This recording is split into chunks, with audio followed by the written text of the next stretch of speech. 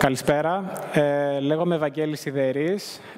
Είμαι αρχιτέκτονας και εδώ και 10 χρόνια είμαι μέλος των Edge Architects. Νομίζω κατά τη διάρκεια της παρουσίασής μου δεν θα ακούσετε πολύ τις λέξεις εφελκισμός, θλιπτικές τάσεις κτλ. Είναι περισσότερο η προσέγγιση ενός αρχιτέκτονα στο θέμα της ενίσχυσης ενός ιστορικού κτηρίου και της αποκατάστασης. Θα σας μιλήσω σήμερα για το τελωνείο των Μούρτζινων στην Καρδαμήλη, το οποίο είναι ένα αγαπημένο έργο για μας. Έχει προβληθεί αρκετά, έχει δημοσιευθεί, έχει βραβευθεί και για μένα προσωπικά είναι ένα ιδιαίτερο έργο, γιατί είναι ο λόγος που ξεκίνησα τη συνεργασία μου με τους Edge Architects, λόγω της μεταπτυχιακής μου εξειδίκευσης στην προστασία μνημείων. Καταρχάς, να τονίσω, νομίζω είναι σημαντικό να τονίσω σε αυτό το σημείο ότι ο όρος τελωνείο χρησιμοποιείται με την αρκετά ευρία έννοια, καθώς συνδέεται με την ιδιότυπη σχέση που ανέπτυξαν οι Μανιάτες με την οποιαδήποτε κρατική εξουσία, εφόσον δεν υπήρχε άμεσος κρατικός έλεγχος ούτε προεπαναστατικά ούτε μετεπαναστατικά, δεν νοείται ακριβώς και η ύπαρξη τελωνείου. Ωστόσο, επειδή είναι ένας όρος που έχει κατοχυρωθεί και χρησιμοποιείται για το συγκεκριμένο κτίριο, αλλά και για άλλα παρόμοια κτίρια στη Μάνη, θα τον χρησιμοποιήσω κι εγώ κατά την παρουσίαση. Λίγα σύντομα λόγια για το ιστορικό πλαίσιο στο οποίο κατασκευάστηκε.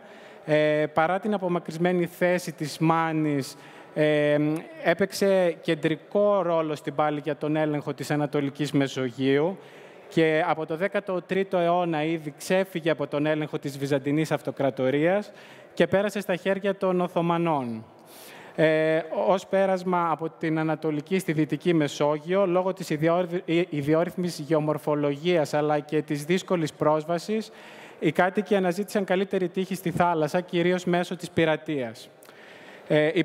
Η πειρατεία αποτέλεσε βασική απασχόληση των Μανιατών για αιώνες και κάτι που τέριαζε πολύ και στο χαρακτήρα τους, που ήταν σκληροί και αποφασιστικοί και εξασκούσαν την πειρατεία από την ξηρά. Στην ουσία παρέσυραν τα πλοία στα βράχια για να τα λαιλατίσουν. Μετά την αποτυχία τώρα των ορλοφικών το 1770 και για 45 χρόνια, μέχρι την Ελληνική Επανάσταση του 1821, οι Οθωμανοί όρισαν 8 μπέιδες, οι οποίοι κυβέρνησαν τη Χερσόνησο για λογαριασμό των Οθωμανών. Αυτό είχε ως αποτέλεσμα να λειτουργήσει στην περιοχή της Μάνης ένα πυκνό δίκτυο τελωνειακών θέσεων, βασικά οχερών θέσεων για τον έλεγχο της θάλασσας.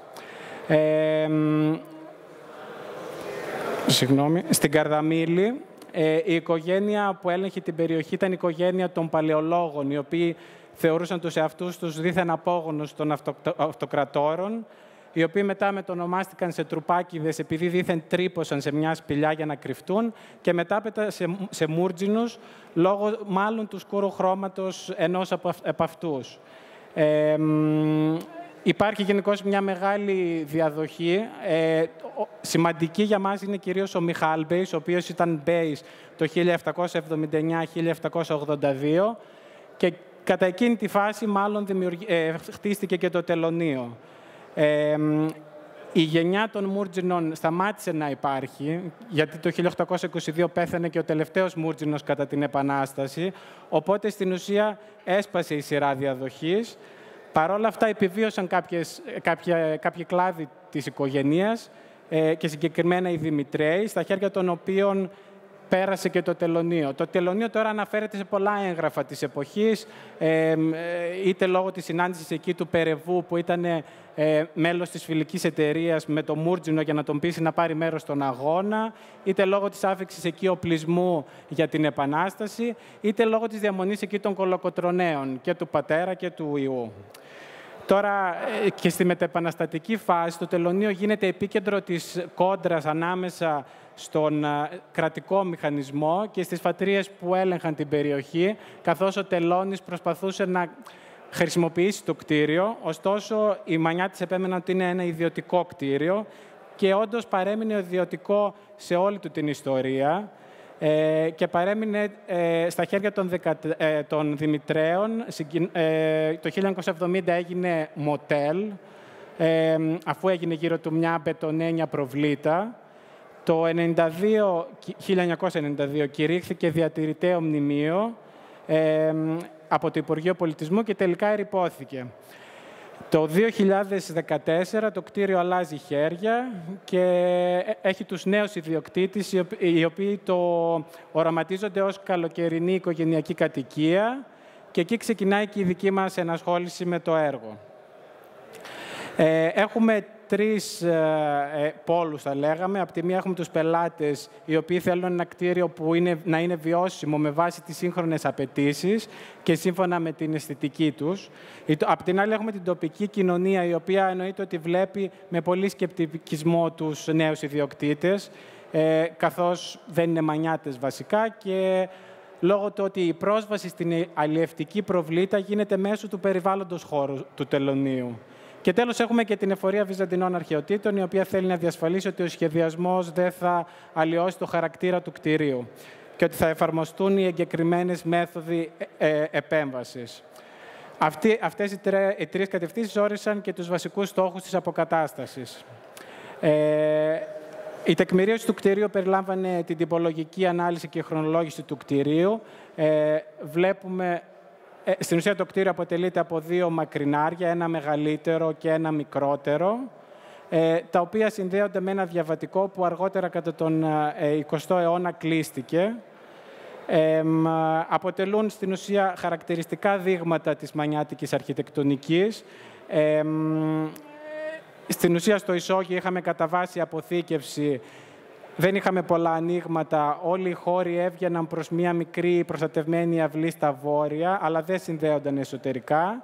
Αντίθετα, ο όροφος προσομοιάζει περισσότερο μία μανιάτικη κατοικία με πολλά ανοίγματα προς όλες τις κατευθύνσεις και δίνει περισσότερο την αίσθηση ενός κτηρίου που είναι επιβλητικό και ελέγχει τη γύρω περιοχή.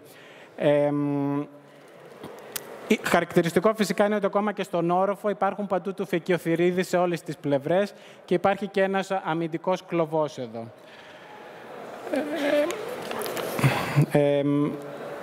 Η ανάλυση του κτηρίου περιλάμβανε και την ανάλυση της παθολογίας του κτηρίου. Σημαντική ήταν η συμβολή της Έφης Δεληνικόλα στην καταγραφή της παθολογίας. Στην ουσία είχαν εμφανιστεί εκτεταμένες ζημιές λόγω της εγκατάλειψης του 19ου και του 20ου αιώνα. Η στέγη του μικρού μακριναριού είχε κατεδαφιστεί και κάποια στιγμή και είχε παρασύρει μαζί του και αυτή την πλευρά, η οποία είχε ανακατασκευαστεί χρησιμοποιώντας πλίνθους, και είχε δημιουργηθεί μία μπετονένια πλάκα, η οποία είχε αντικαταστήσει την αρχική στέγη. Το 1960 περίπου είχε δημιουργηθεί και η μπετονένια προβλήτα, η οποία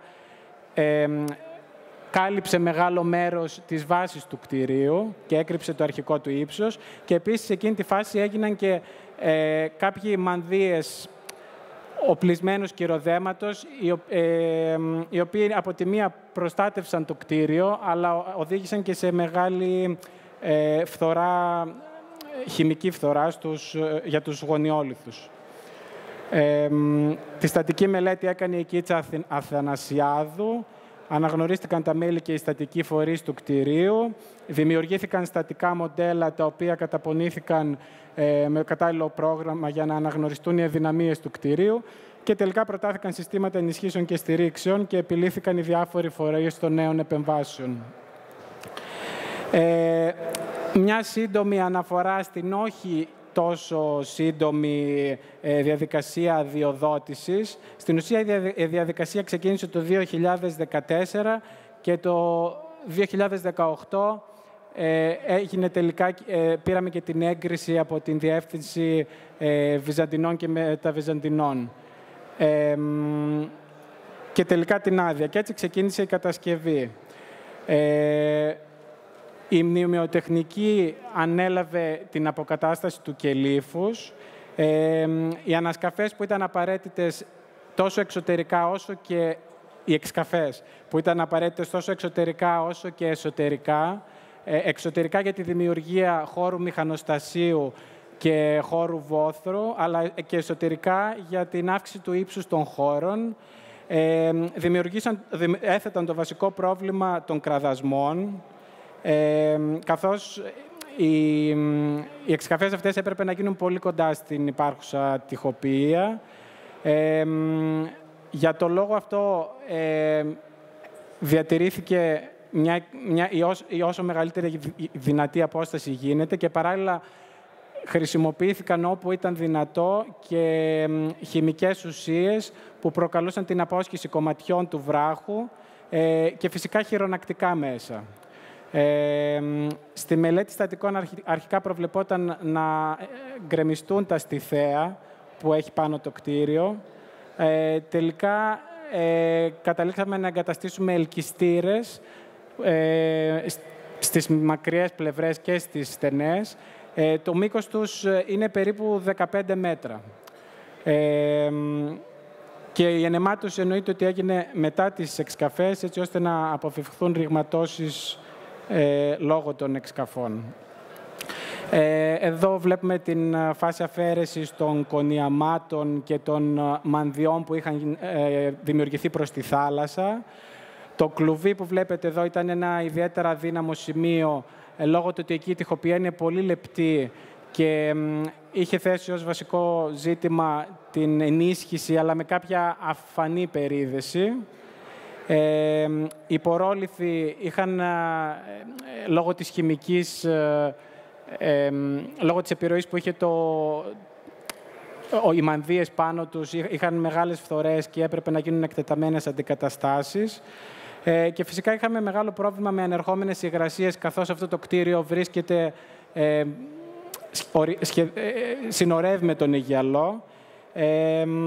Και έτσι χρειάστηκαν να γίνουν εκτεταμένα ντρενάζ και εσωτερικά και εξωτερικά. Μέσα σε όλη αυτή τη διαδικασία προέκυψε εννοείται και η κακοκαιρία Ζορμπάζ, η οποία είχε αυτό το αποτέλεσμα που βλέπετε. Εννοείται ότι μετά από όλο αυτό χρειάστηκε να ξαναγίνει καθαρισμός των λίθων, λόγω του ότι είχε εκτεθεί στο θαλάσσιο νερό. Έγιναν νέες στέγες και στο μεγάλο κτίριο, και στο μεγάλο μακρινάρι και στο μικρότερο, που ακολουθούσαν τα μανιάτικα πρότυπα, αλλά εννοείται με κατάλληλη στεγάνωση και μόνωση.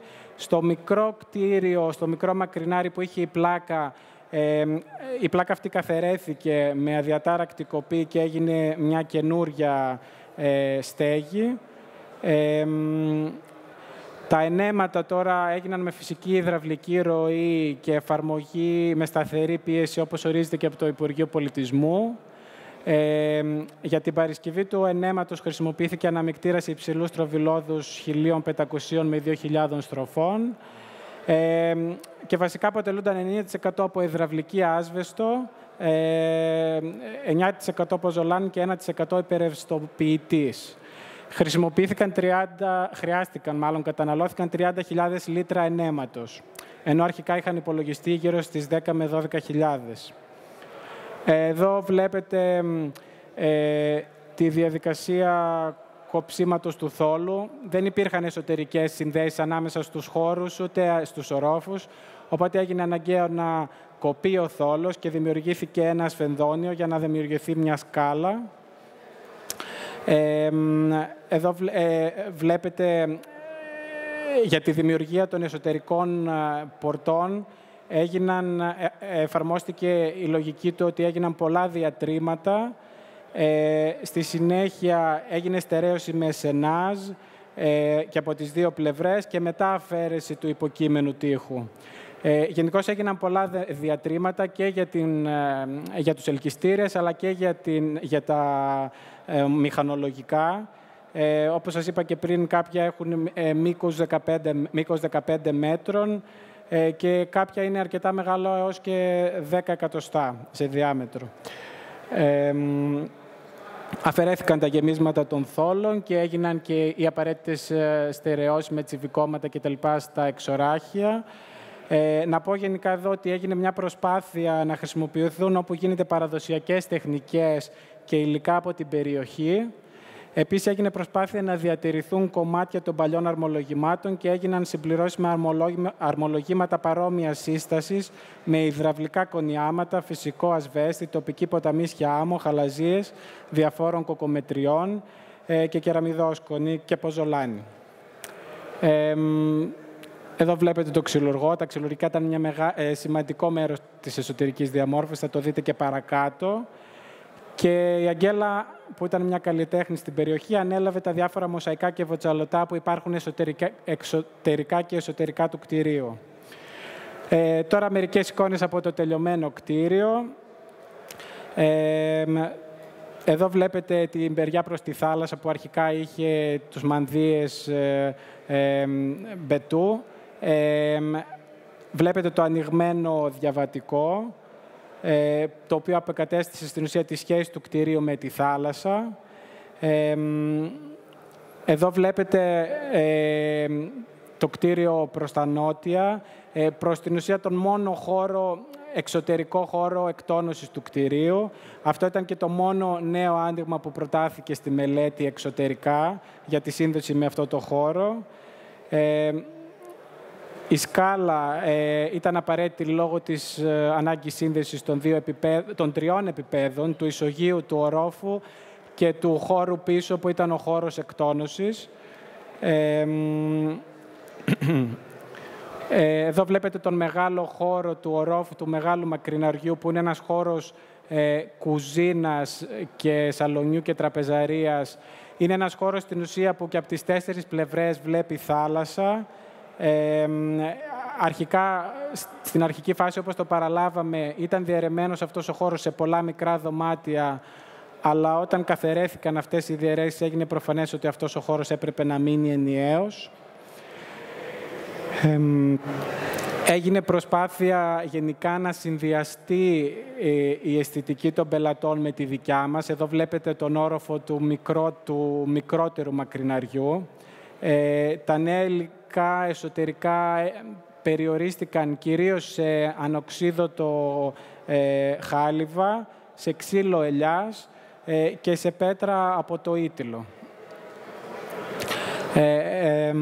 Γενικά στο ισόγειο ήταν πολύ σημαντική η σύνδεση των χώρων μεταξύ τους, με τη δημιουργία των ανοιγμάτων για τα οποία σας μίλησα προηγουμένως. Εδώ βλέπετε το κύριο υπνοδωμάτιο της κατοικίας. Τελικά δημιουργήθηκαν 4 υπνοδωμάτια και 3 μπάνια συνολικά σε όλα τα επίπεδα. Εδώ φαίνεται το ισόγειο του μικρότερου μακριναριού και η σχέση με τη μικρή βόρεια προστατευμένη αυλή. Τα ξυλουργικά στην ουσία μας βοήθησαν πολύ να κρατήσουμε όλες τις απαραίτητες μηχανολογικές εγκαταστάσεις όσο γίνεται αφανείς. Σημαντικό στοιχείο είναι ότι δεν έγινε καμία προσπάθεια να περιφραχτεί το κτίριο. Εδώ βλέπετε μια αεροφωτογραφία. Οι ντόπιοι και οι τουρίστες έχουν πλήρη πρόσβαση στον ιδιωτικό εξωτερικό χώρο, ο οποίος είναι κυρίως αυτός και αυτός εδώ, και μπορούν να έρθουν σε επαφή με το κτίριο και να το ακουμπήσουν. Έχει γίνει με αυτόν τον τρόπο ένα μνημείο που έχει ξαναζωντανέψει με κάποιο τρόπο το ενδιαφέρον για την περιοχή. Αυτό δημιουργεί μια ιδιότυπη κατάσταση, όπου το όριο ιδιωτικού και δημόσιου χάνεται, αλλά αυτό που είχαν κατανοήσει ήδη από την αρχή οι ιδιοκτήτες ήταν ότι τα μνημεία δεν παύουν να είναι κοινή κληρονομιά όλων, οπότε δεν θέλησαν σε καμία περίπτωση να απαγορεύσουν και την πρόσβαση κοντά στο κτίριο. Αυτά είχα να σας πω. Ευχαριστώ πολύ για την προσοχή σας.